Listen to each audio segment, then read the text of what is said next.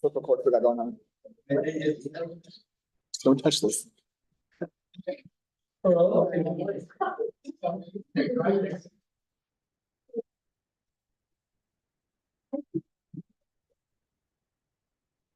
hello.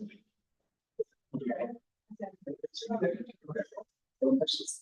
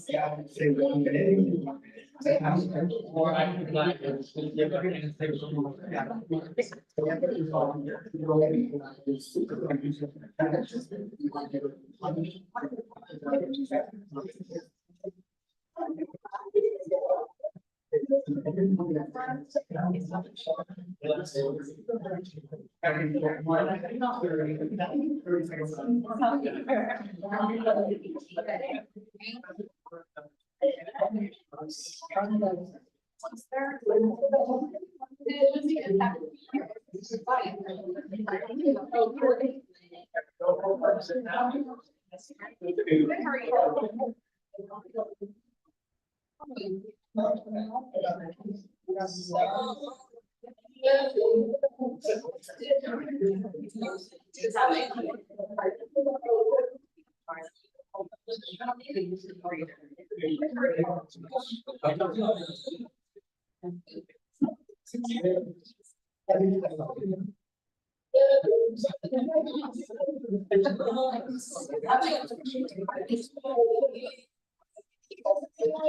sign in right now.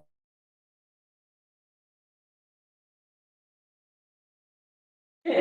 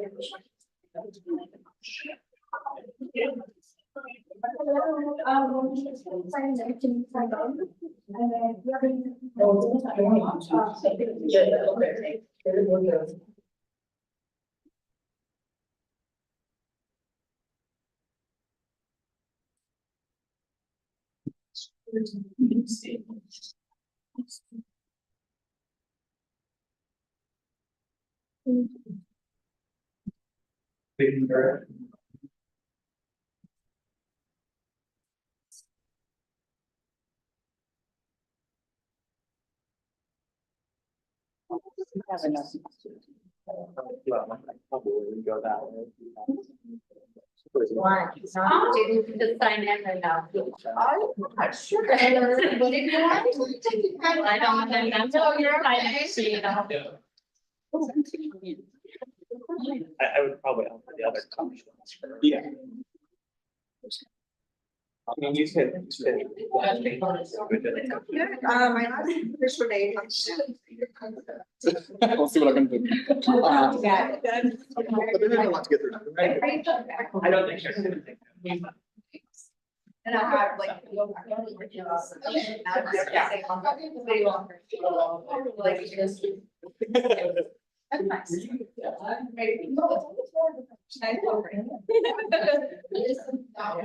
How can we? It's not bad. We're at that.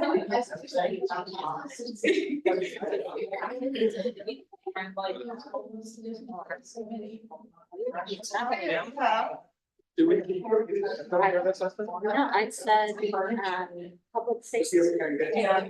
Hello. How are you? Yeah. Not for this old lady. Sorry.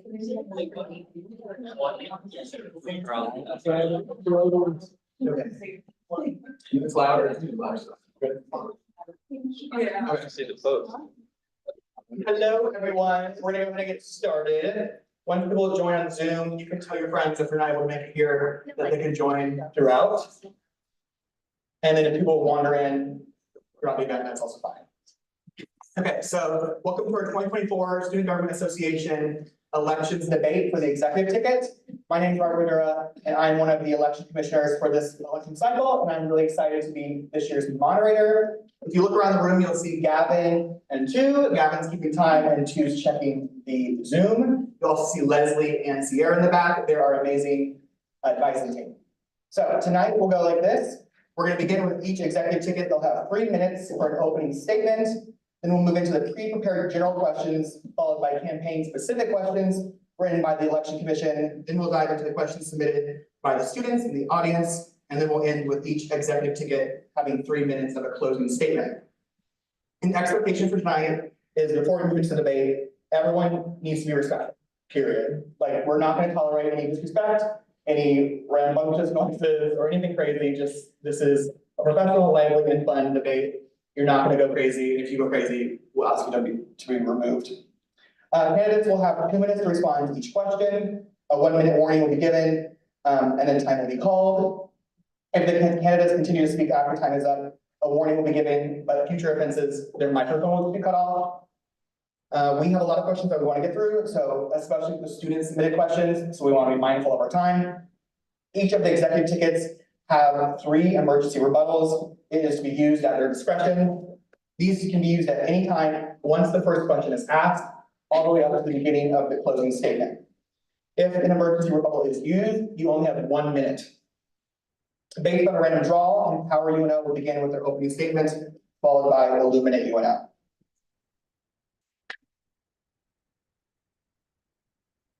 Good evening, everybody, and welcome to the debate. We stand before you today as candidates for your student government under Empower UNO.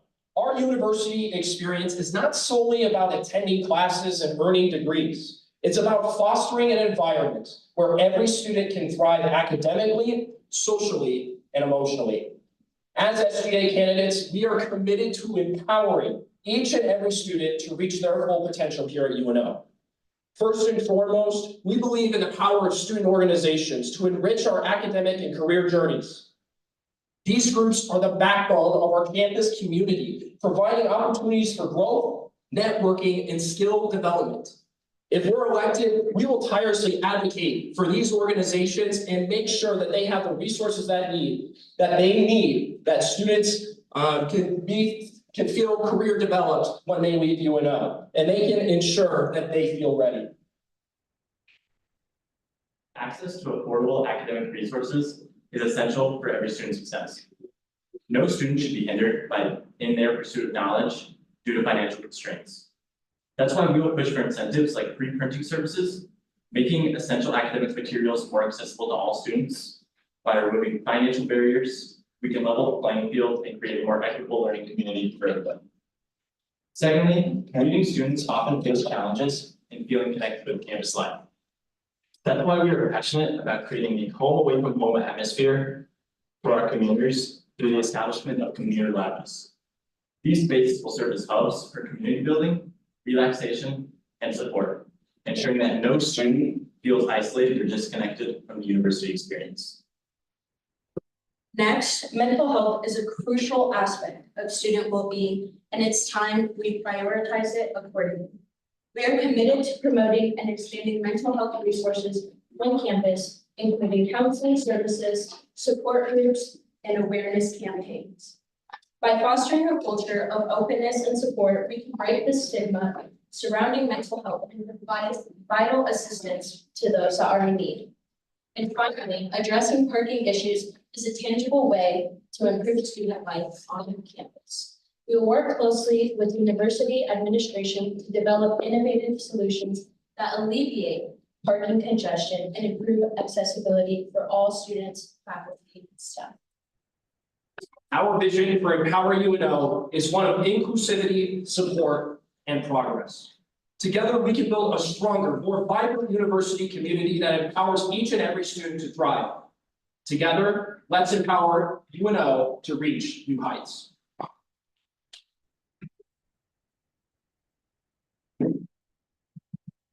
Hi, everyone. My name is Ishani Edidam, and I'm running for Student Body Regent alongside my running mates, Kevin Ramirez and Nate Odsted.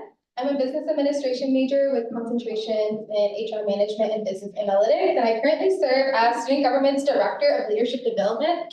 Last year, I served as EVA Senator and Rules Committee Chair, and outside of my student government involvement, I'm involved in our Human Resources Association as well as the WGPC Board. I'm going to pass it on to our VP candidate, Kevin. Thank you, Ashani. My name is Kevin Ramirez, and I'm a major in psychology with a minor in sociology and concentration on applied behavior analysis. For the last 2 years, I've been the director of recruitment for Student Government Association, as well as the president of NAMI on campus for this academic year.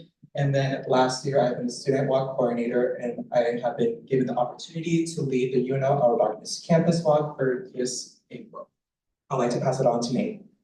Thank you. So hi, my name is Nate Ostick. I'm a third year majoring in political science with minors in history, religion, sustainability, and Native American studies. Currently I'm serving as the vice president of student government, and last year I was the director of integrity. Several of the projects that I've just really focused on and worked on over the past couple of years is expanding access to bikes on campus, transportation, and those gardens all around campus. Those have really been priorities, which have been delivering food to the food pantry. Outside of student government, I'm involved in Sustain UNO as the treasurer, and the Mindfulness Club, I'm a board member on that, and I'll pass it back this way. Yeah, so we're Illuminate UNO. We're running on maths, democracy, accountability, and transparency. As current SGA representatives and UNO students, we have spent our entire collegiate career working with students, administration, and faculty to solve student concerns and make a better place for students to thrive in. Our first pillar of mass democracy is to ensure that all student organizations have a seat at the table and have the ability to work with SGA to solve student concerns such as the current food problem and issues with transportation accessibility. For accountability, we want to create spaces for students to hold SGA to a higher standard. We understand as the voice of the student body and receivers of student fee funding, it is imperative to create more avenues for students to reach their representatives and keep us in check on our progress on student-funded projects. We want to do this through open office hours with senators and exec members, and also through structured town halls where SGA and administration can answer student concerns and keep students up to date on what SGA does. Our last pillar, transparency, focuses on keeping students up to date on student resources and ensures that our website is a priority and reflects our current goals and progress. Through our extensive knowledge of student government and UNO student body, we hope to illuminate UNO and shine light on student government, student resources, and our bright campus community. Thank you all so much. We look forward to speaking more. That's time. Now that the opening statements have concluded, we will move on to the pre-prepared questions. Each executive ticket will be given a chance to respond to every question. Empower UNO. How will you work to promote greater transparency within the Student Government Association, the university as a whole, and the Nebraska university system? Absolutely, that's an excellent question. Transparency is one of the most important things that students need to know. Students, like us, we all pay student fees. And a lot of the times, I think we can all agree that we don't know exactly where every single one of our dollars are going. So it is absolutely imperative that we look and we be more transparent as a student body, as student government representatives, to show students, hey, this is where every one of your dollars is going to, and this is what it pays for. Because I think there's not a lot of clarity with that right now, and I think SGA can do that very well with working with campus administration. On another point, with student government budgets and all of that, a lot of the time it's really hard to find out where each line item is going. I know there's SABC, the Student Activity Budgets Commission, but it's really hard for students to watch a 5-hour-long seminar talking about where your money is going. So I know when they see the bottom line of student government, how much is being allocated, I believe this year is around $400,000. Students find it a little bit troublesome to figure out, okay, why is student government getting $400,000? So I think we need to be more clear with that. Illuminate, same question to you. Yeah, I mean, increasing transparency is really a top priority because we are paying to go to school here, and that is really sort of a vital thing. And in order to do that, we really want to build on continuity, to be able to actually have a transition from one year to the next, where you're having kind of people in there, and there can be like, there's not knowledge that's falling between the cracks. Over the last, just being completely real, over the last couple of years, SGA has had 4 different advisors, which has made keeping people up to date on what's going on incredibly difficult. We do not have access to, student government does not have access to its own website as far as the student. And so there's constantly, needing to tell people that, hey, update this thing, change this thing, which that's something that we really wanted to promote and actually get that into the hands of student government and take on more of that responsibility, because it is student dollars that are going towards these projects. So that's just as important. And I completely agree that there is not enough transparency around the way that student fees are functioning. So we want to be able to really elevate the resources that student government does have to get them to the students. Because knowing that one of the largest increases in student government's budget is for a free lawyer that has done millions of dollars of legal services for students is something that's very important context to know as far as resources that are available.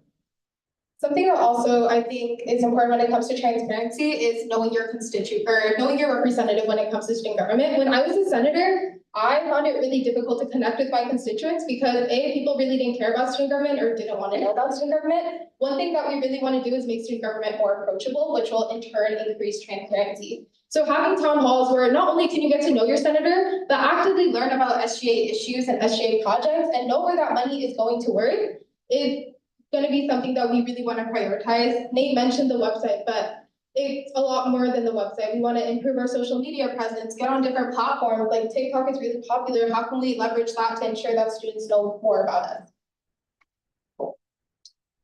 Empower UNO. Parking has been described as a controversial topic here at UNO, an issue that is brought up repeatedly during every election. Do you believe that the multitude of parking concerns shared not only by the students but faculty, staff, can be fixed? And if so, in what specific ways will your executive ticket look to alleviate some of these concerns? Of course, I think there's a lot of different opportunities to fix parking. And I think one that we've proposed that could alleviate a lot of stress is just opening up more options when purchasing parking passes. So everyone knows that parking passes are too expensive and you can only park in one lot or one type of lot with each parking pass. It'd be very easy, I think, to convince parking services to allow students to buy multiple parking passes. Hopefully at a discount, but you know how they are. But by allowing people to buy multiple parking spots, you'd be able to park on Dodge or Scott campus or in service slots or garages, which would allow people to kind of pick and choose where they want to park for given times and alleviate a lot of that stress of finding a parking spot in one lot. And then one other thing, I believe that student government has a parking committee that's on the bylaws, but I'm not entirely sure how active that would be. And I think it needs to be expanded quite a bit. So directly to the parking services people, we can call and complain all we want about our parking tickets and saying, well, I just got my plates changed, this is unfair. But providing a community, a committee that is directed exactly towards studying these problems and solving them is absolutely essential. So we need to find those students and really push towards and care about it and get them involved with that as well.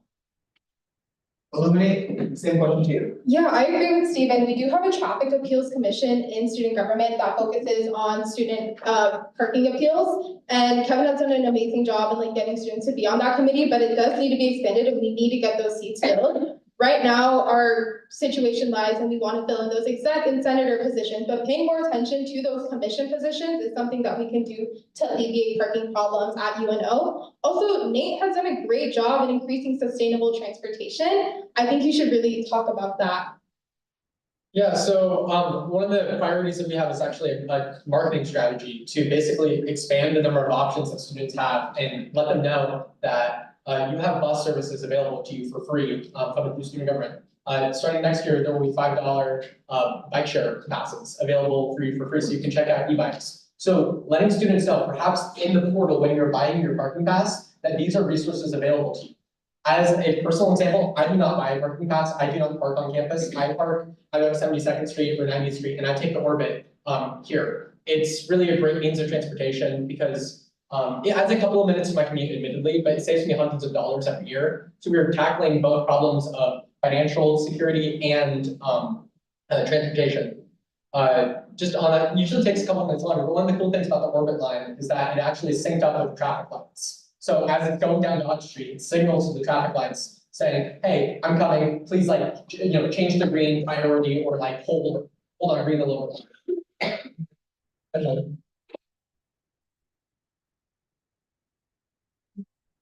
So another thing that I do want to highlight in student government is that there is parking and transportation committee by the university committee where students are able just to review the parking policies and rules. So just being able just for students to bring those concerns to the parking and transportation.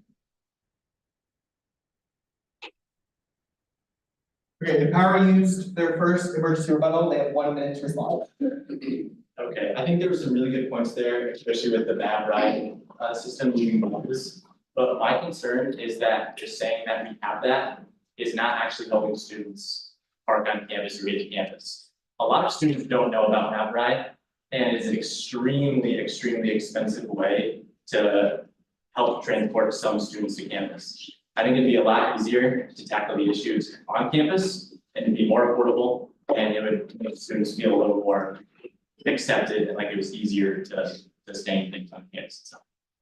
And then in terms of the traffic appeals committee, I'm uncertain on the last time they met. I don't have the transparency to kind of see when they meet and whatnot. So I know when I was involved with student government a couple years ago as a senator, they weren't as active and we didn't even have one. So I wonder if that's still the same or if it's they haven't, but I'm unaware of that if it has happened. I would just like to point out, I didn't feel like there was a good enough direct answer of what they. At the time. Eliminate UNO use their first emergency rebuttal. They have 1 minute to respond. I think we have to be considerate of students who may not have cars as far as transportation are concerned.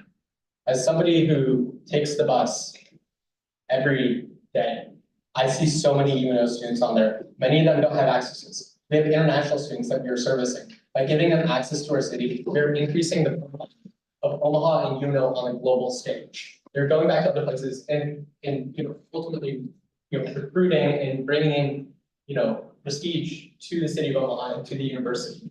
As far as traffic appeals goes, it has been a struggle, and I'm happy that you've noted that as well. So restructuring, one of the plans that we actually had to do that is to do emergency appointments, because something we noticed over the last couple of years is that oftentimes people want to be involved with traffic appeals commission, but the people who want to do it aren't necessarily the type that want to be standing in front of the Senate making this proponent speech. There are too many barriers in the way as far as the bylaws are currently written to get people on this time. Illuminate UNO. How do you think your previous leadership experience at UNO will help you achieve success in these positions if elected?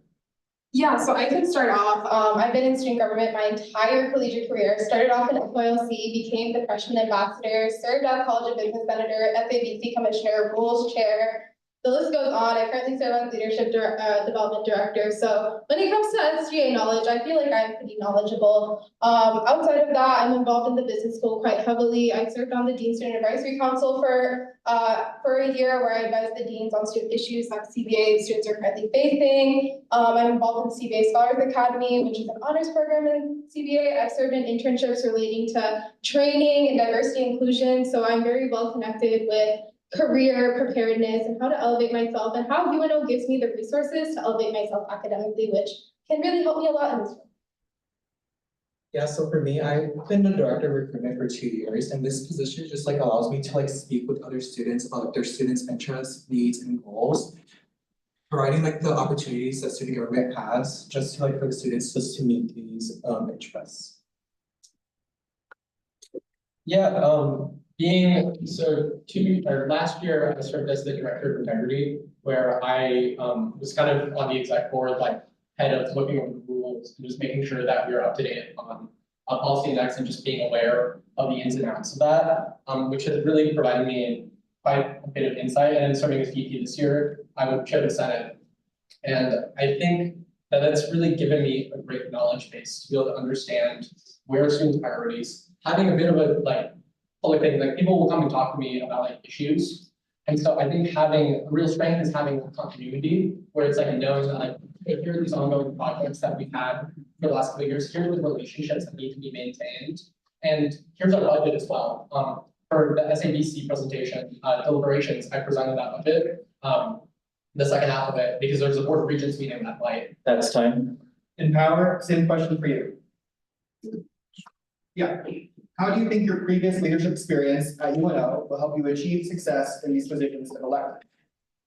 So I've had a lot of leadership experience here at UNO and outside of it. Within the student government, I was a student senator for the College of Arts and Sciences, working on the sustainability committee. I was the rules expert as well as parliamentarian during that year, so I know the rules very, very well. I was the president of the Pre-Law Society, who was working towards creating a mock trial team that UNO has not had in many years. I was the founder of the Root Beer Club, who has about almost 100 members in that organization, so bringing people together is definitely my strong suit. On Scott campus, I work as a resident director, helping manage this RA staff to make sure that they're providing the best possible program to all the residents that reside on Scott campus. Outside of UNO and student involvement, I was the national vice president for the Order of the Arrow within the scouting program, which served over 100,000 people, and I served on the national board, reviewing specific policies related to youth protection to ensure that all the youth had a safe place to be in this program. And I'm also currently serving as a chief of staff for the conference that we have this summer, and then 2 years ago as the conference program lead for a 7,000 person conference. So a lot of my leadership experience has come through being a resident assistant on Scott campus this year. It's given me a lot of opportunities to meet hundreds, thousands of people on campus and see what they directly want from student government and be very ground level.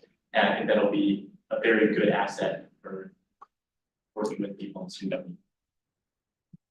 Yeah, going off of Mike, I also have gotten a lot of my leadership skills from being a resident assistant on Scott campus. I have had the opportunity to really listen to what these students here want and what they need, and just have had a chance to hear them out and just have them be seen. A lot of our points today do come from hearing the students and having the opportunity. That's time.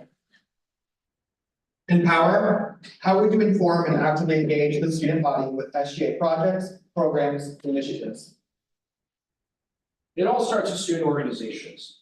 We really care about career developing student organizations specifically because when students leave UNO, we want to make sure that they feel ready to move into a career, that there's no setbacks when they graduate. They have a job lined up, they're ready to jump right into the workforce and ready to make a change. But this goes for all student organizations. We want to talk to Greek Life. We want to go everywhere from Greek Life down to the archery club. Every single club we want to reach and make sure that their opinions are being heard here at UNO. And I don't confidently can say that student government has that consistent communication right now with those student organizations, and that is a huge priority for all of us. Yeah, building off what Steven says, when you look at who are the most kind of present students on campus and who are the most involved, it's the people in organizations. So when we make changes to the university, those are a lot of times the students that are being affected the most. So those are the voices that should be heard, and right now they're not. Yeah, I agree. I also think it's crucial to just have a lot of people, a lot of the students on campus, join a lot of these clubs so that they can firsthand see the changes that we are making and that we are actually hearing them and acting on it instead of just saying. Illuminate, same question for you.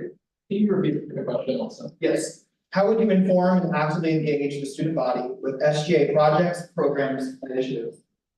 Yeah, so one thing we really thought about doing for the upcoming year is having task forces that tackle specific student issues. One thing that we've all kind of been involved with is the food policy situation with Sodexo and how RSOs aren't able to bring outside food into UNO. And we've met with a couple of student organizations and found ways to sort of alleviate that problem for students.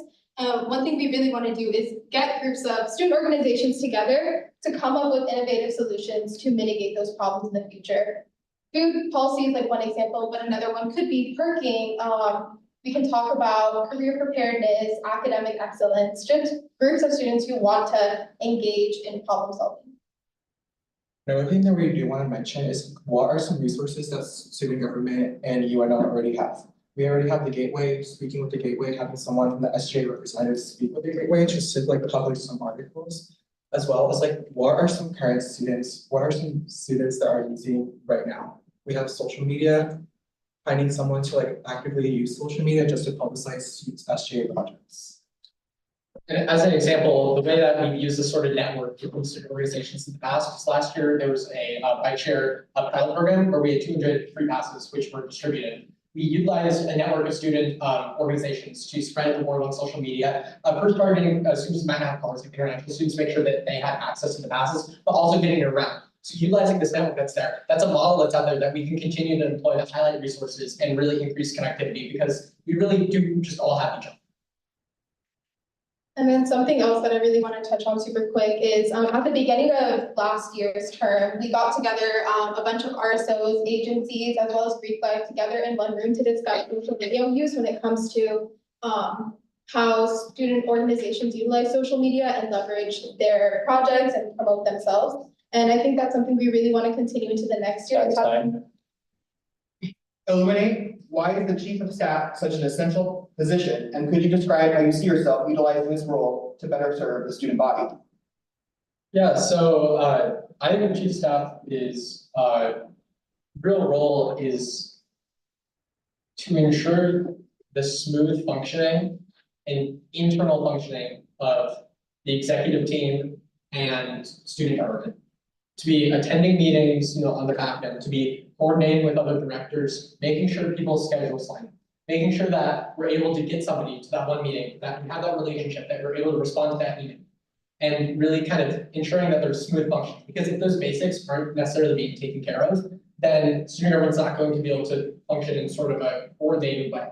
So keeping the ship on course, that's kind of how I see it. On the other end of it, it's also keeping an ear to the ground of what things have been going on, and then working with the director. So the chief of staff kind of the executive cabinet has there's 7 directors, and each of them have different responsibilities. So being able to work with them on like, how are we going to get this job done? So working with the director of integrity and the rules committee to be like, hey, how can we update these rules? Working with recruitment to be like, let's have a social media strategy let's have a strategy to get students recruited in the door, and really coming up with that kind of innovative, like, interior function, which is something I think I'm really well suited for, just having been doing this in student government for a couple of years and seeing the inner workings of like how things tend to be functioning. Is there anything else that? Okay, yeah, that's the top line how I view it. I still have more minutes here, like about 30 seconds, but. Thank you all for being here. Empower, same question to you. Yeah, I totally agree with everything that Nate said. I definitely feel like chief of staff is something that we need for everything to run smoothly. I definitely think that the chief of staff is one that needs to be compassionate and understanding that everybody has stuff going on. And I feel like I, as an RA, have had experience with that. I also think being observable, just, seeing what's going on, seeing what issues get brought up to us and just like acting on that. And I especially think that it is crucial to like hear the senators out and, they firsthand see what needs improved, especially in their college. And I feel like as chief of staff, being someone that they can come to and being approachable and just setting a space that is welcoming and that not only for like the senators, but just for everybody. I feel like just housing, like Mike said in the beginning, a home away from home experience. Empower, what have you done to amplify this and support marginalized voices, and how will you continue to do so in this position? Sorry, I missed the first part. Oh, you're good. What have you done to amplify and support marginalized voices, and how will you continue to do so in this position? Yeah, I think one great way that we've done this is that all 3 of us have worked in residence life this last year, and we're very well connected with the residents of our respective floors, and then for myself, my respective property, and ensuring that these students feel welcomed on campus in their dorms and then on Scott campus. Because we have a lot of great events that we provide for our residents to ensure that they can meet other people and that they can feel really good and that they can have that whole away from home experience like Mike and Amalia mentioned earlier, and it's really important. On top of that, we talked about student organizations and academically prepared student organizations. The one that I'm involved with and I've been working really hard on to get a lot of things passed is the UNO Pre-Law Society. Last year, the UNO Pre-Law Society was not active at all. There were no meetings, there were no LSAT preparations, there was no mock trial, there was nothing. And I came in this year and we really wanted to change that. We've had some LSAT prep, we had a law school visit, Mike was there with me, that was a lot of fun, and now we're in the process and nearly complete with setting up the mock trial for students here at UNO, to really have an opportunity to practice law in a mock setting. Yeah, so I think one of our pillars for our whole campaign is empowering students. And that's very important for us. And part of the way that we're doing that is kind of setting a new standard for what student government is going to represent. Instead of being a student government and everyone does their thing to try to make themselves look good, it's going to be going down and seeing what students themselves want changed and what students want us to do, not what we want to do. Illuminate, same question for you. Yeah, so I can start this off. I'm currently a member of the American Multicultural Services and the Women and Gender Equity Center. And as a senator in the College of Business, one thing I really wanted to do was push forth resolutions that really supported marginalized students. I sponsored, reviewed, and authored a lot of resolutions by WGEC and AMS. This past year, even as Leadership Development Director, me and Kevin wrote a resolution to help get AMS funding for their 50th brunch. And also as a member of Indian Student Association, I currently serve on the ACMO Council, which is the council that is made up of multicultural student orgs. And through that, I met a lot of amazing people from ALAS, Black Excellence, ASU, and it's just been really great to get input from students who are in that space and garner that feedback and hopefully make a better student body experience. So how do I support marginalized groups of students here at UNO? I am considered a first-generation Mexican American here at UNO. And as Ashani has mentioned, I was a contributing author to the 50th anniversary brunch where it's going to be highlighting the accomplishments and achievements here at UNO. And one of the things I do want to highlight is that suicide is a common theme for marginalized groups. 2 days ago, the Omaha Zoo Foundation graciously donated $1,000 for suicide prevention here in Nebraska. So, And I'd just like to also elevate that among the primary concerns that are facing students in marginalized communities a lot of them are economic. And so really being able to look at hey, what programs is the student having to try to alleviate material burden, which is actually placed on students, because school is really expensive, and making sure that those programs are well promoted, well funded, and are in a strong position to be able to aid students. So that's really that's time. All right. Illuminate, what are some initiatives you've seen on campus that you'd like to grow or build upon? Yeah, just starting there, although it's not student government, but Maverick Food Pantry and expanding promotion of that into really all areas is a huge sort of thing. They receive lots of support from the community, from the other places where they have lots of food that any student can go in and claim a bag of food a week and just get that and are able to go out. That food's it's increasing food security on campus, which is a huge sort of deal because we do not want students going hungry. You cannot focus if you're hungry, during the day. So that's a really big thing. There is the WGC Essential Supply Program, which is really big, which is fighting to end the period tax and period poverty. So making sure that that is well funded. So any student is able to claim free menstrual products, which is hugely substantial. Yeah, I'll pass it on.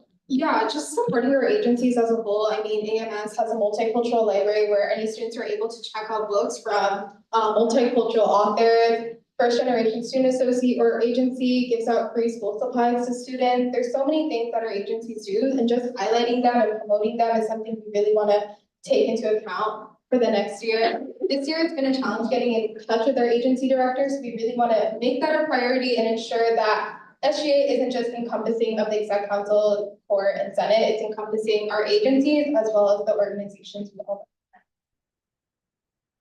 Empower, same question for you. Could you repeat that one more time, please? What are some initiatives you have seen on campus that you would like to grow or build upon? So one of the major ones is the mental health and wellness resources that we have here on campus. We have an abundance of them and they can, we can continue to grow those. And I have seen firsthand that a lot of the students here on campus don't know how many we have and how much access they have to them. And I think just promoting that even more and, like I mentioned before, growing that and just having students come and use those more because as we said before, there's a lot of resources, yes. I think going back to kind of another one of our points of organizations and taking advantage of them, there are a lot of really important organizations that have really good like foundations, such as like Sammy Superheroes or CEO, which is a group like helping underprivileged people get jobs. And I think there's a lot of organizations that could use student government support, and I think that there's a lot of opportunities for growth. Illuminate use their second emergency rebuttal. You have 1 minute to respond. Yes, so mental health is a really serious topic here at the university. We do have some current resources such as CAPS where students are able to provide like free therapy for students. And also like the one thing that I do want to highlight is on April 25th at 1 p.m. the UNO Advocates Campus Walk is going to be happening for students, distributing more community support for suicide prevention here at UNO, as well as like non-young campus, having like mental health stressors, knowing like the stressors that students face. All of these resources are here for kids.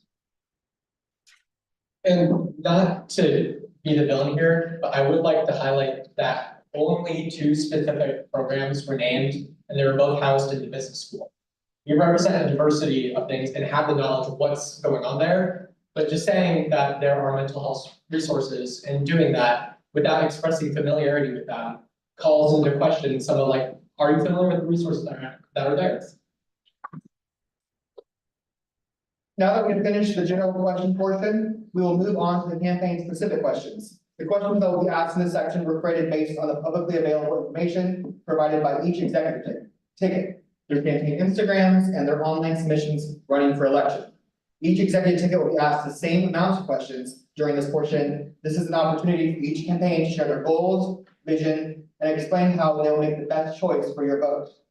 Starting with Illuminate, how do you plan to create meaningful opportunities for students to engage with the campus and the broader Omaha community? And what role will your executive ticket play in that creation? Yeah, so I mentioned that transparency and accountability are 2 really big things we want to stress on. And as the governing body of the student UNO or the UNO student body, we really want to ensure that as many third or RSOs or student organizations are brought to the table to tackle student issues. We realized through this year, us all being a part of the exec council, that student government cannot do this alone. And getting student input is so important. And it's not enough to just host Senate meetings on Scott campus. We need to actively go out and reach students. So creating more avenues for open office hours or structured town halls where we connect students with administration. What else am I missing? I can pass. Okay, yeah, so and the question was about also in the community, correct? So in the broader Omaha community, really recognize that Omaha is the campus. So structuring our entire organizational mission around that, partnerships with Metro, city government, bike share, all go towards that ultimate strategic goal of being able to be like, hey, UNO is the University of Omaha, and like really highlighting that. Having partnerships in the community with either other nonprofits, being like, hey, let's try to like work out a thing where maybe we host events. That lets us bring speakers in, enriching the student experience. Connections with the zoo for, that as far as donations go. So it's able to also bring funding into the university to try to, get these student projects funded. Because maybe there are top level projects where it's like, yeah, the university is requesting funds through like the NU Foundation and things like that. But being able to channel that through interpersonal relationships directly to student organizations, trying to get that stuff funded and off the ground is really like where we see that sort of direction of community engagement going and the potentiality. Empower. How specifically will you enhance transparency within SGA? And what measures will you put in place to ensure students feel their voices are truly heard and acted upon? Yeah, absolutely. Transparency, like I said at the beginning, is one of the most important things that we have to do on our campus. And it's not just within SGA. It's not within just the funding given to the SGA, Maverick Productions, and the Gateway. It's through our colleges as well. And I think the way that we can solve that is with the senators that we have running under Empower UNO. And talking with those college-specific administrators, the deans of colleges, getting them involved with student government, talking to the faculty senate, and you know, trying to find that overlap and what are some of the commonalities between the student senators and some of the faculty senators. I have not seen any communication in the past, at least within my involvement a couple of years ago with student government and the faculty senate, but I think that's definitely something that we can look into as well.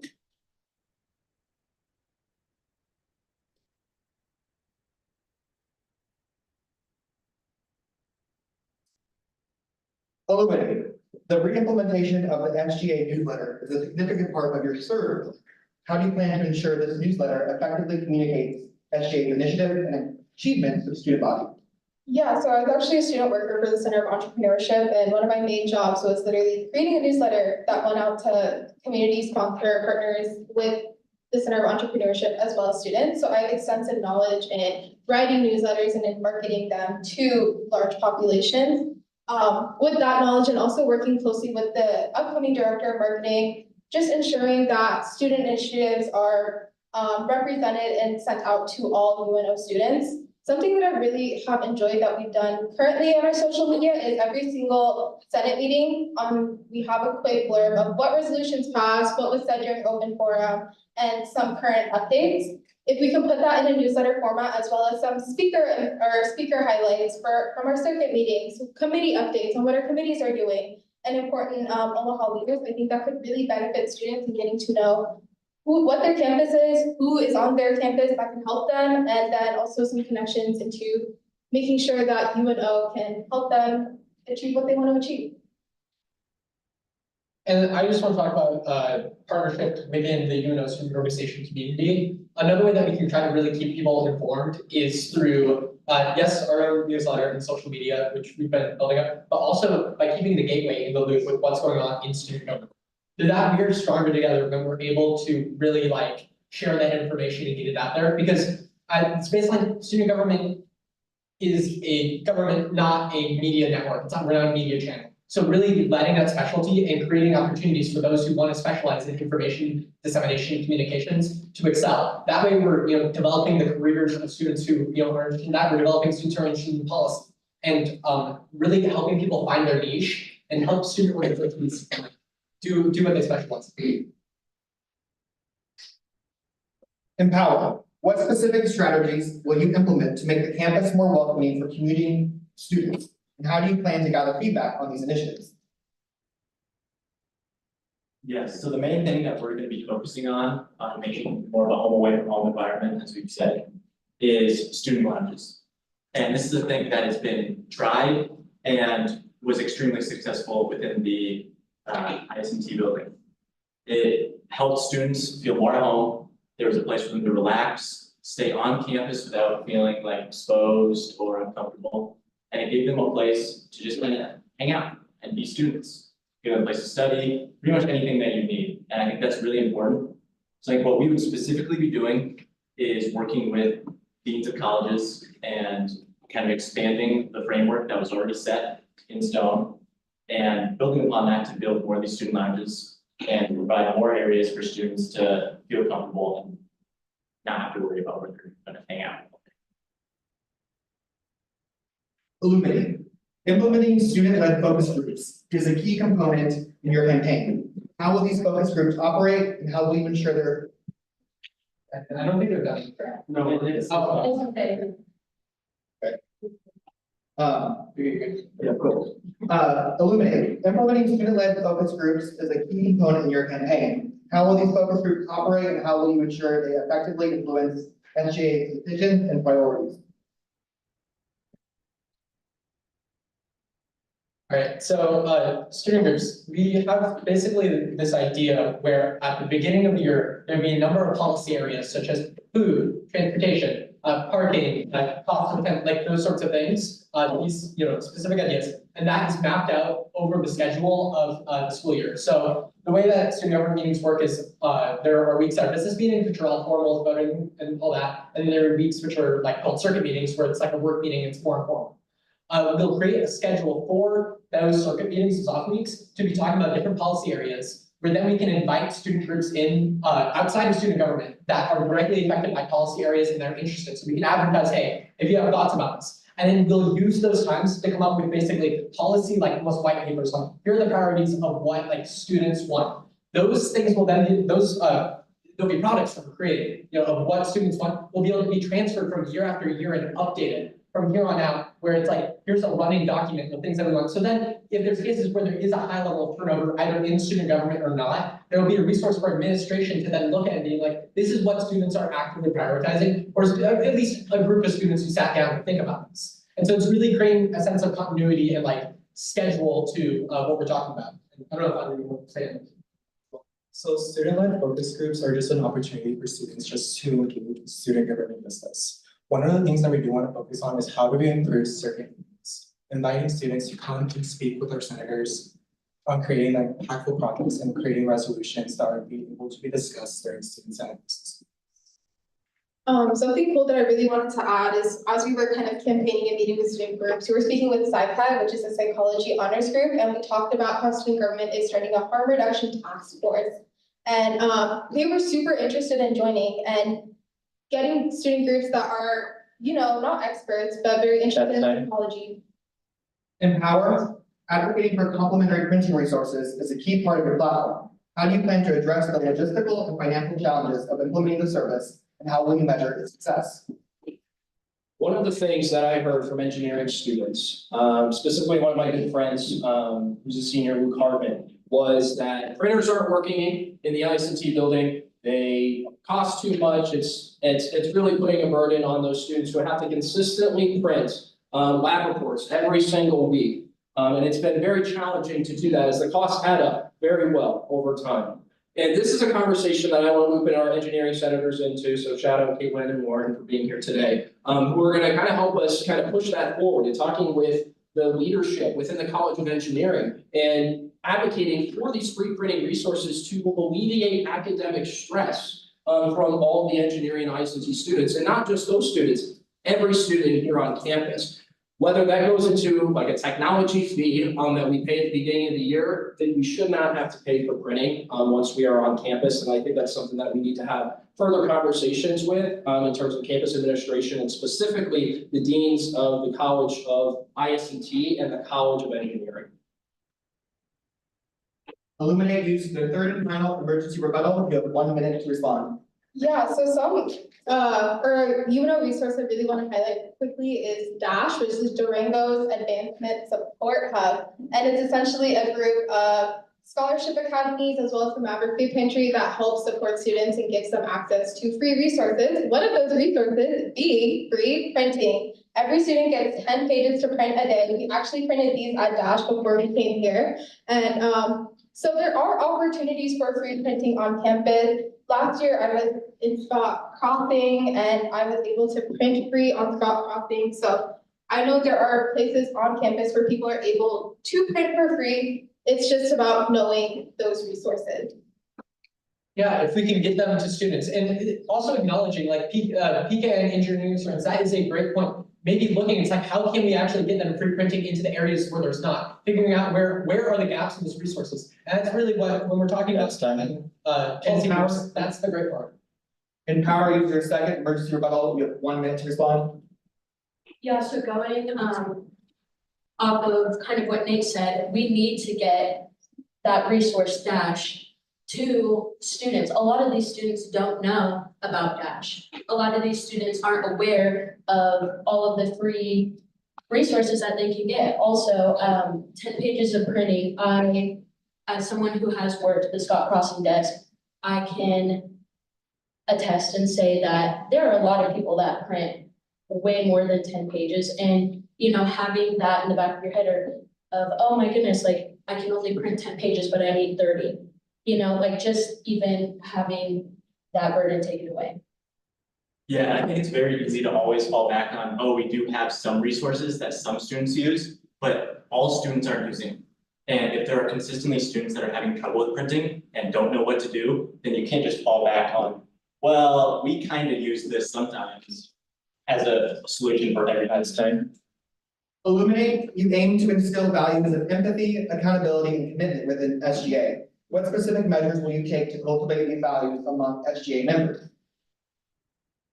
So one of the things that we do want to focus on for next year is just having professional development among everyone in SGA, including our agencies, food Senate, our executive directors, because this is really important, especially when we're trying to like expand our leadership abilities and how to work with students here at UNO. Something that Kevin and I did this J term was we created a leadership development workshop focused on the importance of communication and collaboration. And it was presented to all senators and exec members.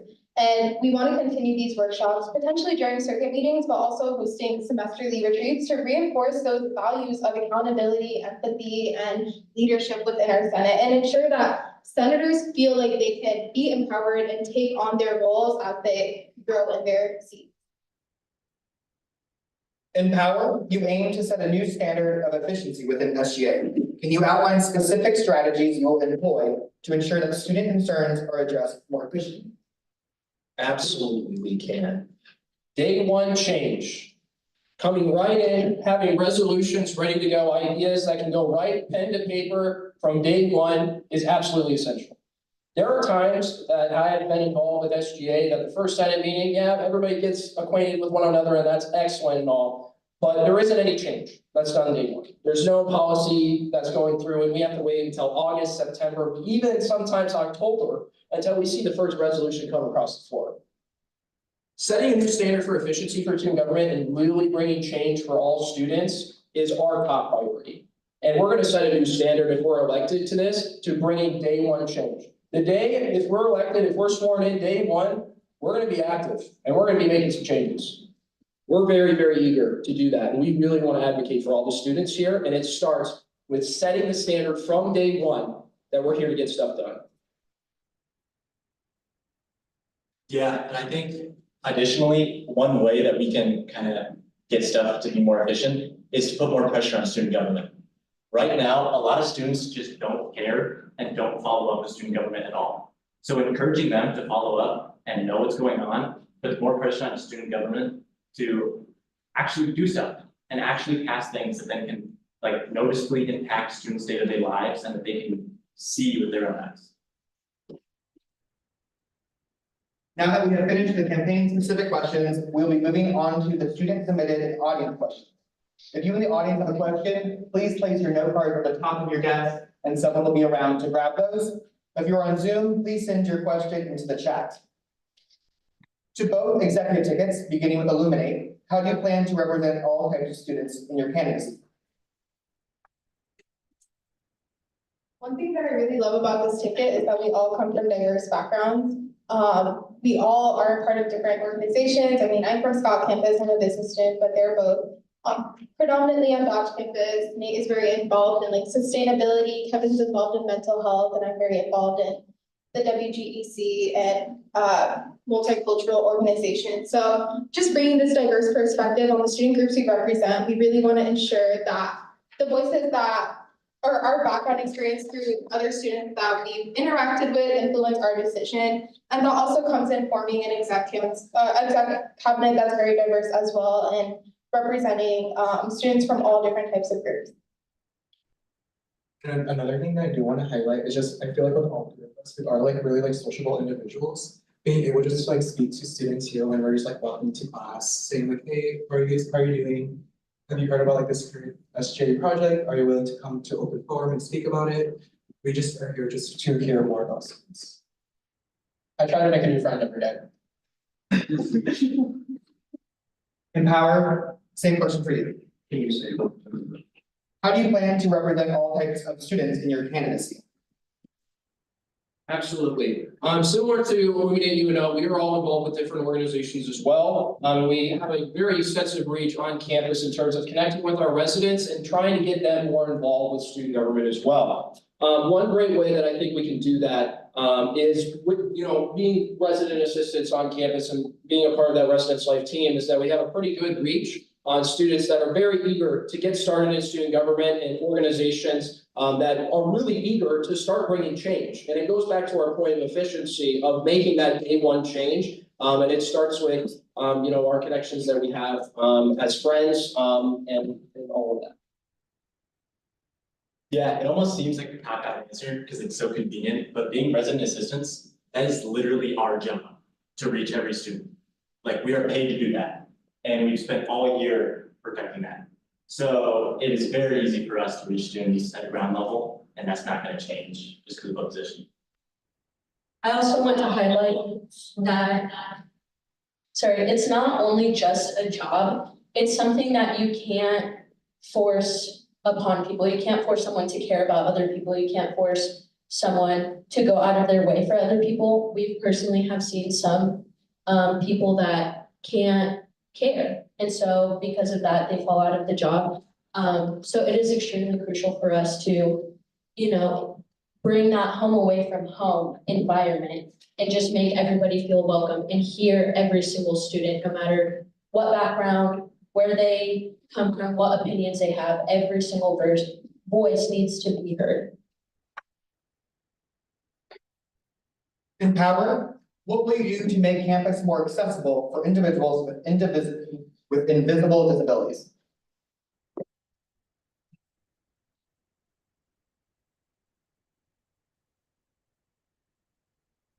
Yeah, I think it's a really good question, because I think a lot of times when we think of disabilities, it's very easy to think of somebody just in a wheelchair. But I think a lot of the changes that we need to make is in like verbiage, if anything. It's very easy for students not to be aware of things and then just be blatantly ignorant of them. So I think making it more, not obvious, but present in their minds that people can be dealing with things that are under the surface that may hinder them, and providing services for them to feel more accepted and like acknowledged would be very important for them. Illuminate, same question for you. Yeah, so one of our agencies, the Network of Disability Awareness, specifically works on ensuring that there's disability awareness on campus and indivisible disability awareness on campus.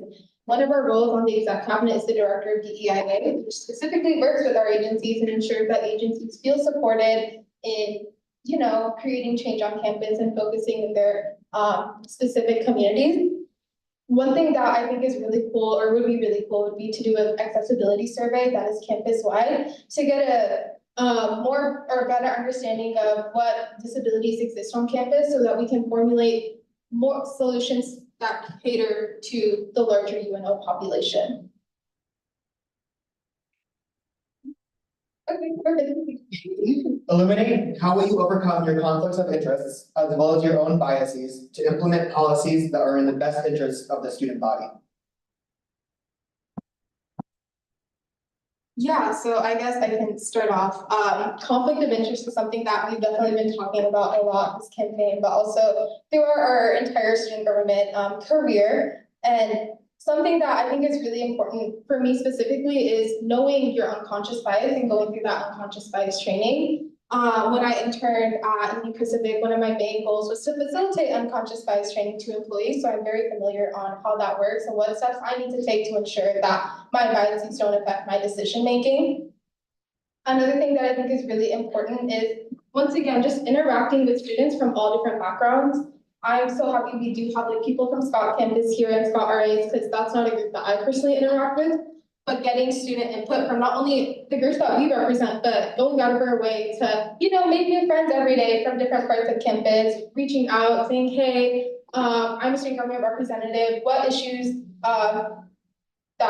some issues that you need to be addressed? When we've been reaching out to organizations during this campaigning process, every single organization has a new issue that they think that needs to be addressed. And that has been so enlightening for us, because not only are we on the current board of SGA, we can actively try and create some sort of solution to those problems since we are in those roles, but going on to those next year roles, if we are elected, continuing that process and creating spaces where students feel welcome, and then further garnering that input as well.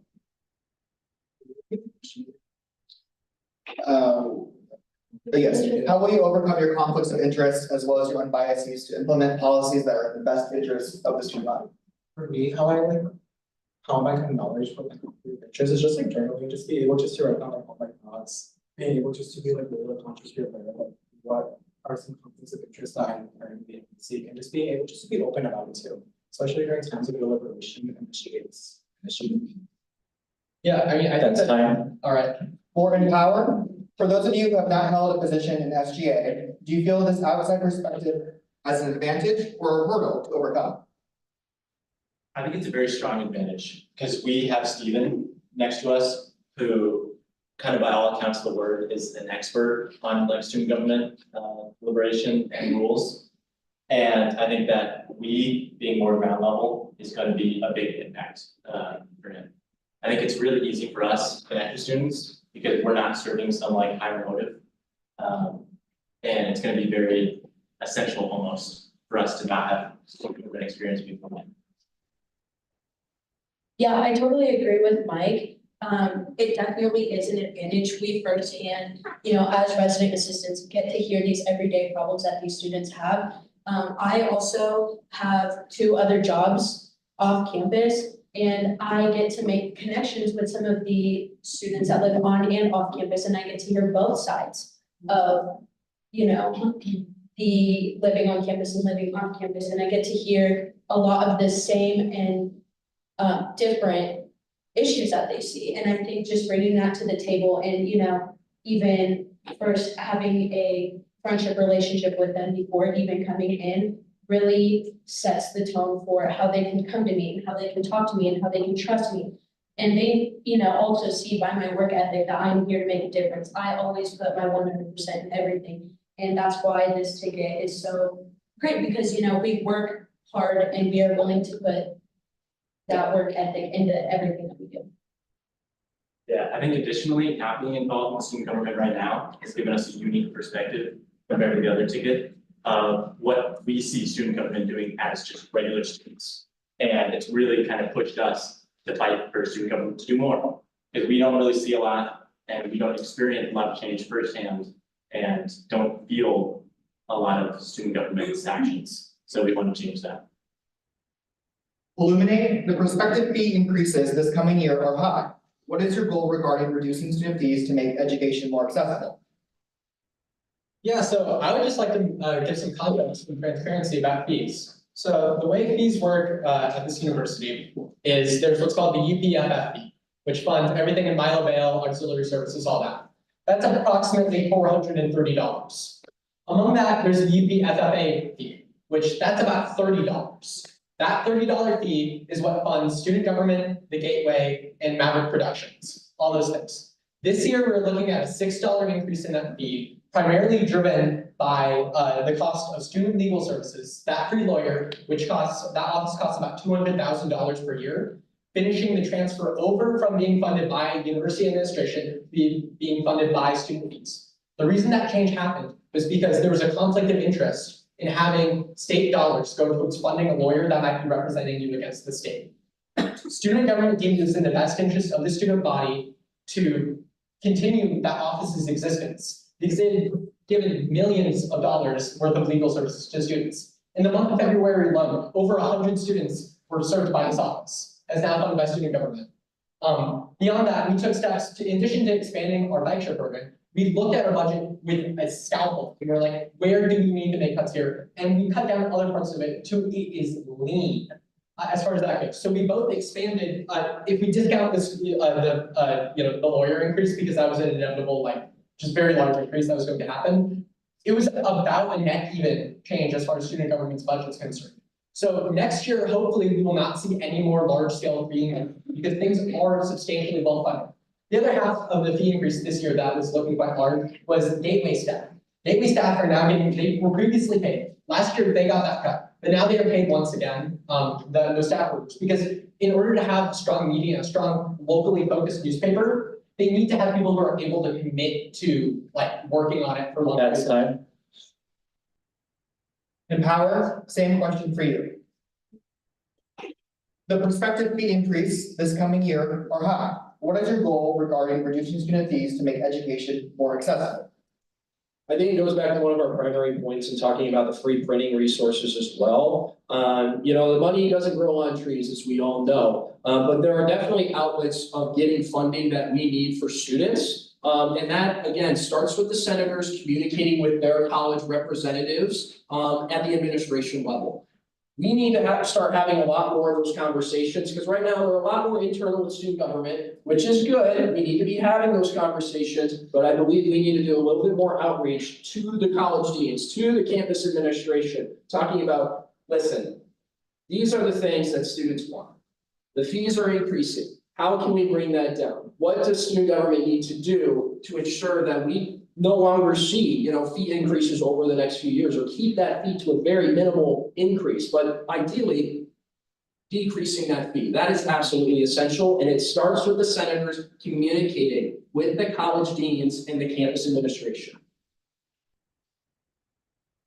For Empower, when you say your lack of SGA experience allows you to serve without a higher motive, what do you mean?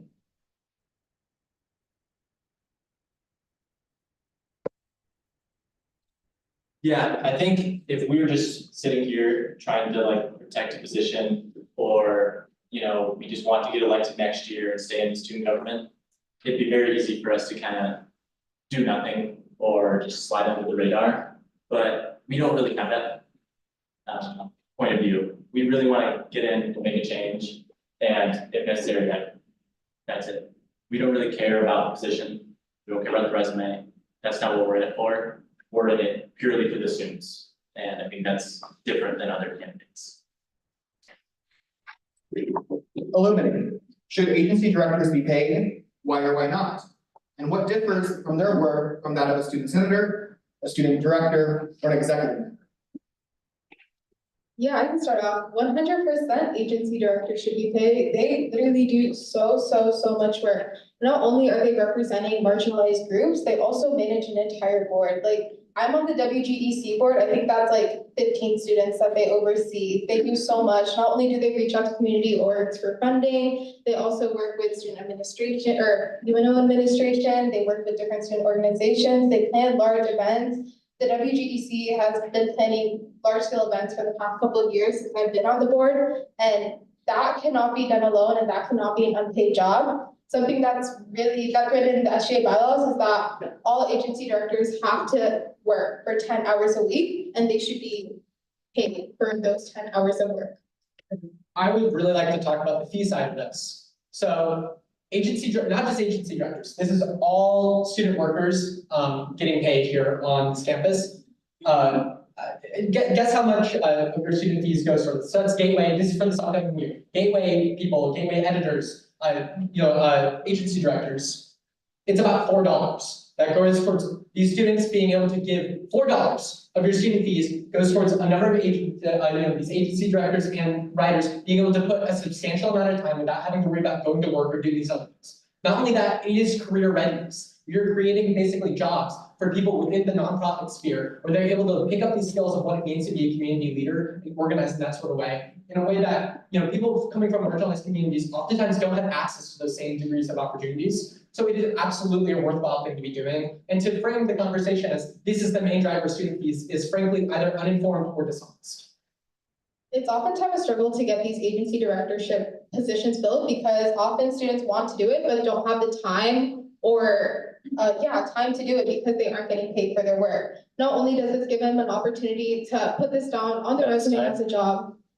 Empower, same question for you. Should agency directors be paid? Why or why not? And what differs from their work from that of a student senator, student director, or student executive member? Absolutely, they should be paid. And I'm glad that the SABC, made that decision to give them that stipend because they deserve it. They do a lot of work. Within my time within student government, I can see that the work that they do really matters and it really impacts the students within those specific agencies. So yes, 100%, they absolutely should be paid. And I'm glad that we're kind of pushing towards that a lot more. On top of that, it's different than a student senator because they're running like a mini organization. the senators are advocating for their specific colleges for policy changes, but the agency specifically, they get to help communicate with the senators and work together to get those policies set. So the senator's job is really to help craft that policy and communicate very well with these agency directors, make sure that they feel that they are at this home away from home with the resources that they have, and that all students that are involved within those agencies feel like they are in a safe space and can really feel safe. Empower. Do you have any relationships with leadership on campus, and how do you plan to create and strengthen these relationships? So as Scott Campus resident assistants, we do have some very positive relationships with the Scott Campus, Scott Residential Management team. And I think that is very, very valuable. Through my last 2 years of working there as well, we communicate a lot with campus administration. In terms of getting CAPS resources to students that really need it, getting them in touch with the care team. If they're not feeling so well, we want to double check and make sure that we're in there. And all of our incident reports, they all go to Kathy back there. So we sometimes have some good conversations with Kathy to make sure that we are providing the best atmosphere as possible for all students that live on Scott campus. So we definitely have a lot of good relationships there. Within my specific college, I have a pretty good relationship with the Department of Political Science and the Department of Business as a double major student currently. And then in the fall, I'll pursue a master's in business as well. So we have some pretty good connections there. Yeah, I think it's also important to touch on student leadership, not just professional leadership on campus. We're very well connected with organizations, all three of us, and Stephen is the leader of 2 organizations. And then we are also involved in other organizations. So it's very easy for us to connect with like student leadership as well. And throughout the campaign, we've met like Relive, a lot of big organizations on campus and got their perspective. And I think that's going to be very important, putting their perspectives into action. Illuminate, same question for you. Testing, okay, awesome. Yeah, this is going to sound kind of similar, because I completely agree that we need to be looking at leadership, both in terms of administration and also student leadership. So just like kind of rattling down through some of that, we've worked with Dodge Housing. Each of us, we've worked with Dodge Housing. I have a bit of a relationship with Scott's the name of the campus. Adam Way, sorry, down on Scott Housing through that. The sustainability office. Each of us are with our respective academic departments like pretty well and are involved within activities and really just staying intellectually engaged. We have connections within the Division of Student Life and Wellbeing. I don't know, yeah, kind of.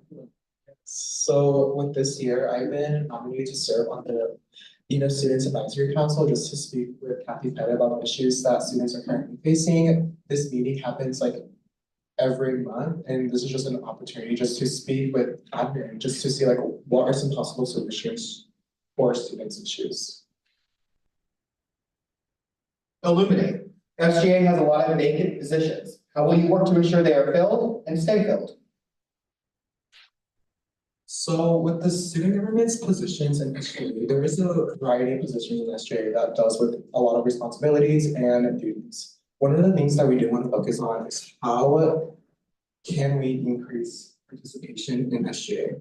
One of the solutions that we do want to do is an SGA newsletter, as well as working with the Gateway and working with our professors just to spread the words of SGA's positions. Yeah, something that I really want to highlight, and I mentioned this earlier, is the use of like emergency appointments. A lot of times people want to be involved in student government, but can't make that 7 p.m. Thursday meeting to get appointed. So ensuring that that isn't a barrier for students to get involved. I remember when I was recruiting for FYLC this year, I had a really tough time because I wasn't able to figure out the proper channels in reaching out to students. And after speaking with Sierra, our SGA advisor, she mentioned that there's so many mailing lists just filled of students in certain special groups, and utilizing those to reach students that could be interested in those positions is an avenue we want to explore as well. Something that was interesting and successful this year was actually there for elections, and I don't know if the election commission or if it was the division that did this, but it was a great idea.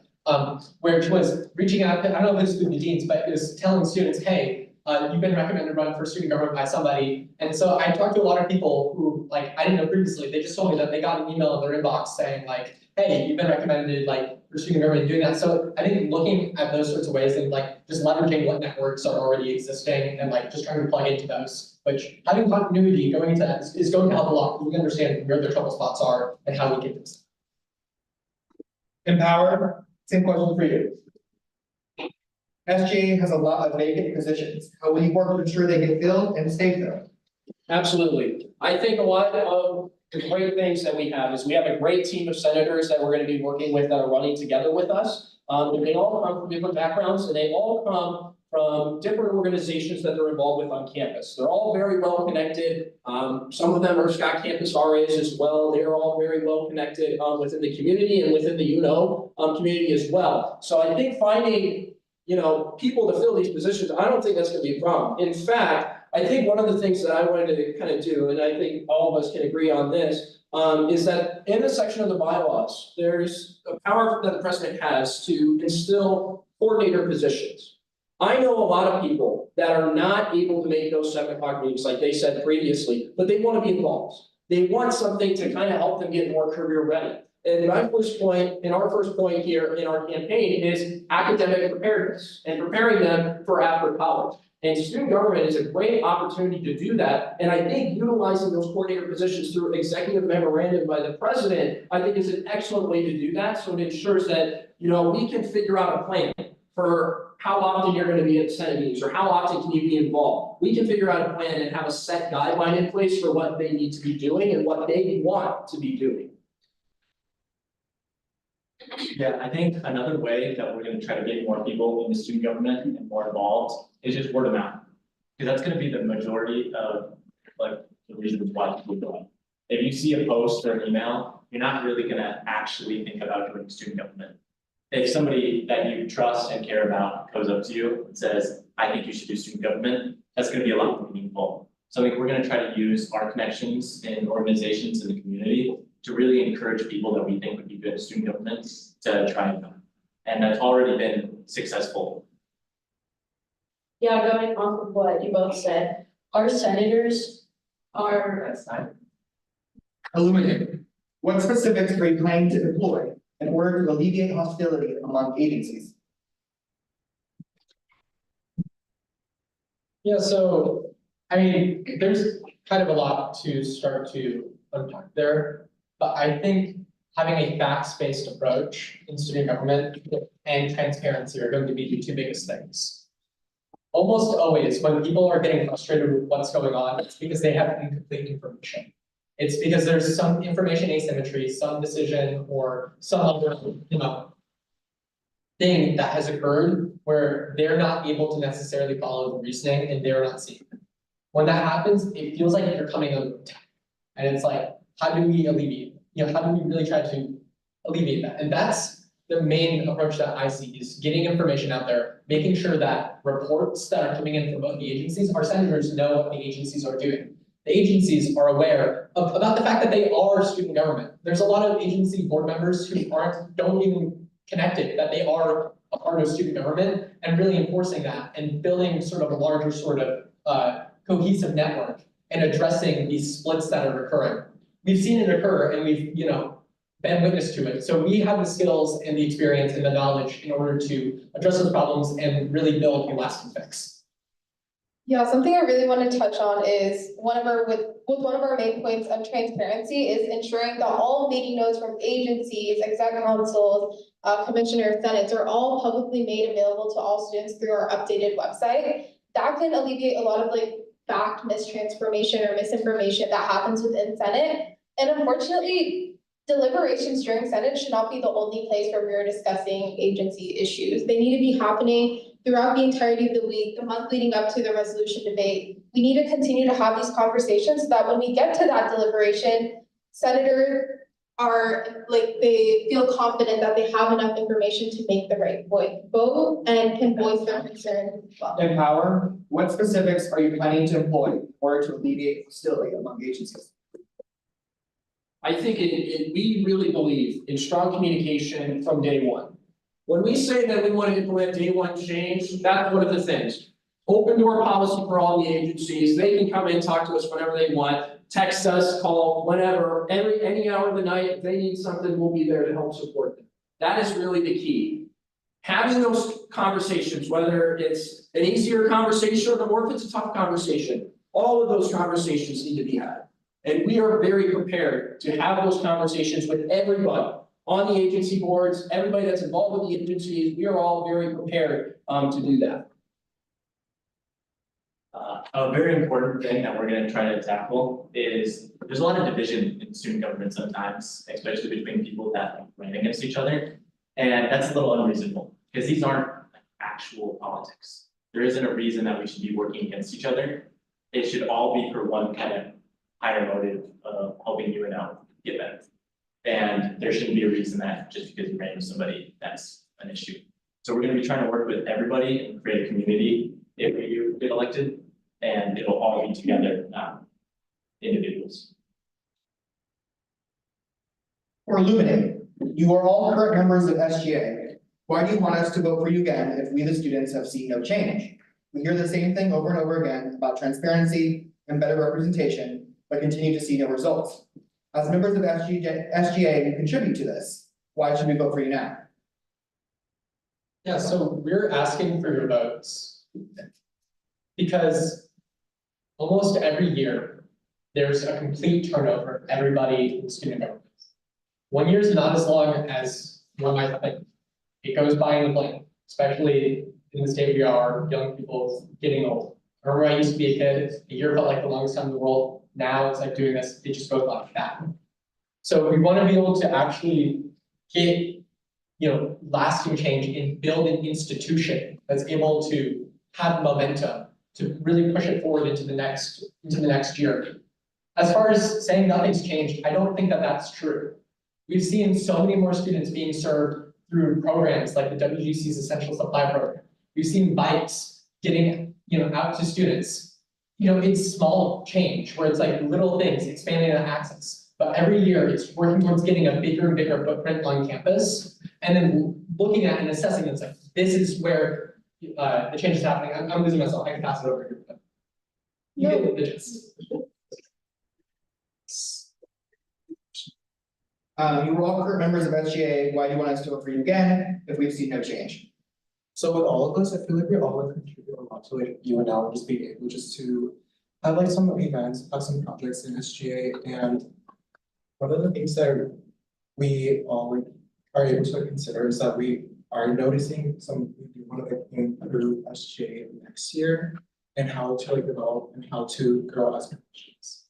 Yeah, something I really want to highlight is, as Nate mentioned, things have happened. I remember Nate ran on improving presence and revitalizing it. And in fact, we are gonna improve presence. Like presence is being updated. We are moving to a new platform that will be easier for student orgs to connect with each other and really connect with students. Bikes have been a really big thing that have happened this year. We've been able to increase sustainable transportation. Personally, for me, as FYLC director, what has been Empower use their third and final rebuttal. You have 1 minute to respond. Of course, I do really want to actually agree with Nate that it is hard and there hasn't been big change. And I'll also agree with him, there's been small change, but that's not what student government should be about. It shouldn't be about incremental change over years. It should be about making big differences while you can. There's been a lot of promises in recent years to do big things, and then they don't happen. And then when they're going for re-election, you say, well, we couldn't really do it, so we tried to do the small things. Push for the big change. That's the whole point, that's why we're here. Presence, has it actually changed? For years, people have been complaining about it, and it's been limiting organizations and communities from growing and making it harder for students to be involved. Where's the change? It keeps going back to that. There's a lot of promises and not a lot of action, and we want to change that. This question is for Empower UNO's presidential candidate, Stephen. You were previously a member of student government and were placed in charge of the first year leadership commission. However, because of your absences, the group prematurely dissolved and you left your position. How can you ensure that this will not happen again? You were elected to this role. What would you say to those who witness this and feel more comfortable with you as a candidate if you explained? Absolutely. So during my time as the Director of Leadership Development, I was serving as the National Vice President of the Order of the Arrow, That required me to do a lot of traveling and a lot of different projects throughout the entire nation that were affecting hundreds, 100,000 scouts out into the entire nation and a couple of different countries. I will admit, my time management during that time was not the greatest, but that was 2 years ago. I have improved and I am dedicated to making change to student government. And I'm using that experience from there to improve myself for the better. And I have improved for the better throughout the resident director's position. And I do promise that if we are elected, I will work tirelessly every single day, every single hour to make sure that student government is the best that it can be. Because like I said, we're here to make day one change and we're here to make big change. This question is for illuminating UNO's chief of staff candidate, Nate.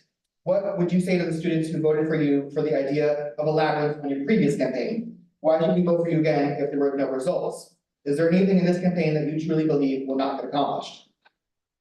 Yeah, so the labyrinth, full disclosure, that completely fell through. I don't even know, okay, context for what a labyrinth is. So a labyrinth is, I wish it was a hedge maze. I'm in favor of a hedge maze. Turn the soccer field into a hedge maze. Sure, whatever into a hedge maze. I want a hedge maze. But besides the hedge maze, a labyrinth is on the ground. It's a type of meditative exercise where you have typically a spiral or some other pattern full of rocks. And usually it's made out of rocks or wood or sand or whatever. And as a contemplative exercise, you walk it and just like do whatever you want. And that was one of the things I ran on, was being able to do that. Last year, I was in a spirituality and wellness class where we were coming up with what's a project that we could do on campus in order to do this. A labyrinth was what I came up with, and really kind of did that. And I decided, hey, I'm going to run a campaign on this as well. Did it happen this year? No, it did not. I pursued some channels like getting through, but ultimately I had to prioritize other projects because I'm still a student who's taking credit hours, working a job, being involved as VP, which has other responsibilities. I thought I'd have more time to pursue projects, which is one of the reasons why I like the idea of being chief of staff, because my responsibility as far as chairing Senate meetings and communicating with that would be diminished. I can focus more on, fishing out those types of things. I had one other sort of little thought about it that I dropped, but how long do I have? 30 seconds? 20 seconds? Okay, yeah. So I dropped that, but I want to see you get it because that's something that's realistic and understanding. Like we hear that we're going to become in day one big change, all those things. Those are the same things that are happening. Clearly, there doesn't even necessarily seem to be a familiarity with like what is going on right now, and it takes time to get caught up. Like I thought I would be able to come in and make all time to change, but For both tickets, starting with Illuminate UNO, could you share something positive about Empower UNO? Something that you admire about their campaign? The students want to feel reassured that they're in good hands if either ticket were to be elected. Yeah, 1,000,000%. I mean, it's so amazing that we're having Scott campus representatives here right now. I mean, as a Scott campus student, I honestly feel like sometimes I'm isolated from UNO life because I don't go to classes there. My only connection there is basically student government and my student organizations that I'm a part of. And one thing I ran last year, one thing that we really ran on was bridging that connection between Dodge and Scott campus. And I'm really happy that you guys are really championing that and making sure that UNO is united as a whole. Empower, same question for you. Can you share anything positive about Illuminate? Yeah, their care for student government and being involved is very good. It's very evident. And they want to bring change. You can't really go wrong with either one of these tickets because we all care about the student government. We both care, we both want to bring change to the students. We just have different outlets on how we want to do that. So I really respect them for being in student government right now and helping bring those changes to the table. And I really do respect them. They're very good. With that concludes our allotted time. If we did not get to your question, we'll work with the executive tickets to find a way to get those answered and shared with the student body. We will now move on to the closing statements, beginning with Empower, followed by Illuminate. As we come to a close, I want to thank all of you for being in attendance, and thank you, Illuminate, for being here as well. We've had a lot of crucial conversations here today. We talked about a lot of great points, so thank you all for being here. We've discussed many initiatives and we talked about under our banner of Empower UNO, we are aimed at creating a more supportive, inclusive, and empowering environment for every student here on campus. Throughout this debate, we've emphasized the importance of student organizations for vehicles of growth and connection. We've highlighted the necessity of affordable academic resources, the establishment of commuter lounges, the promotion of mental health resources, and the improvement of parking facilities. These just aren't talking points. They're tangible commitments that we, as your representatives, are ready to turn into action and have plans to do so. Empower UNO isn't just a campaign slogan, it's a promise. A promise to elevate the voices of every student, to break down barriers to success, and to foster a community where every individual feels valued and supported. Our work doesn't end here though. In fact, it's just the beginning. If elected, we pledge to hit the ground running, collaborating with students, faculty, staff, and administration to transform these promises into a reality. We will be relentless advocates for your needs and your aspirations, working tirelessly to make our university a place where everybody can thrive. So as we cast your vote, I urge you to consider not just our words, but our dedication, our passion, and our unwavering commitment to making Empower UNO a guiding principle of our university's future. Day one change. Day one big change. That's what you can expect from us. Together, we can build a stronger, more vibrant community, one where every student feels empowered and that they can reach their fullest potential. So let's seize this opportunity. Let's make a difference to shape the future of our university and to create a legacy of empowerment that will endure for generations to come. Efficiency is key, and we're here right away to make day one change. Thank you, and let's empower UNO. Illuminate. Yeah, so thank you all so much for coming here and taking time out of your day to listen to folks tickets. Thank you to Empower UNO for being here. We just really want to stress the importance of transparency, accountability, and democracy. We really want to ensure that UNO is more available to students and that we diminish barriers of entry for students to enter student government and feel like they can trust their student government representative when it comes to making change for next year. All three of us have institutional knowledge and have been involved in the student government and student life space for quite a long time, and we feel ready to take on the challenge to illuminate UNO and represent you guys for the next upcoming year. Yeah, I also wanted to say thank you for everyone that's able to listen to our ideas, our projects that we want to implement for next year. Illuminate UNO is here to represent, serve, and empower UNO students. And yeah, thank you so much. Yeah, I would just really like to say that kind of a central, tenet of this campaign is we want to be as really fact focused as possible and to be talking about the specifics of the issues and getting into that nitty gritty, getting that information to students. You're not just trying to run on like platitudes or slogans or promises, but it's really being like, this is what's going on and this is where things have been, because we understand that there's been that informational gap and we want to do everything we can to really bridge that. So I really want to thank you all for coming here, taking the time to listen and be informed and engaged on what's going on. Yeah, so whether you're senator candidate, students at large, administration, or faculty, we would love to work with you and address student concerns and truly create a better campus for all. If you want to connect with us further, please visit our Instagram at @IlluminateUNO and follow us, DM us, comment, like, interact. We'd love to engage with you and further this dialogue. Win or lose, we'd love to still work on our issues, still create transparency, accountability, and democracy within SGA and really push forth our ideas. Yeah, vote, Illuminate UNO, April 1, 2, 3, thank you.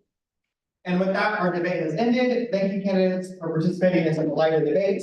And to all who attended in person and Zoom, we appreciate your activity and participation. As a reminder, voting begins April 1st and will go until April 3rd. We will announce the winning candidates via Instagram on April 5th at noon. Have a great night, and this live stream YouTube will be on our student government YouTube channel.